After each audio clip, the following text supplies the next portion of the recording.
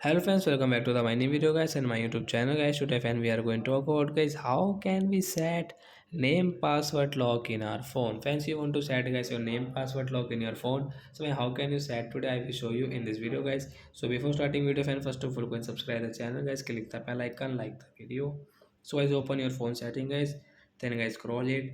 Friends, you can see guys your phone security setting guys. We will tap on guys security setting. Then guys again scroll.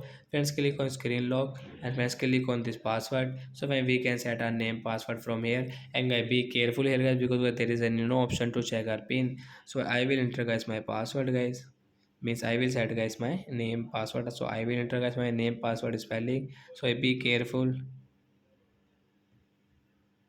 don't do any mistake guys, and guys remember your password.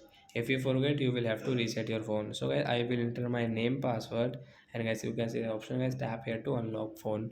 So like that guys we can set name password lock and we can use it. So that's it guys, bye.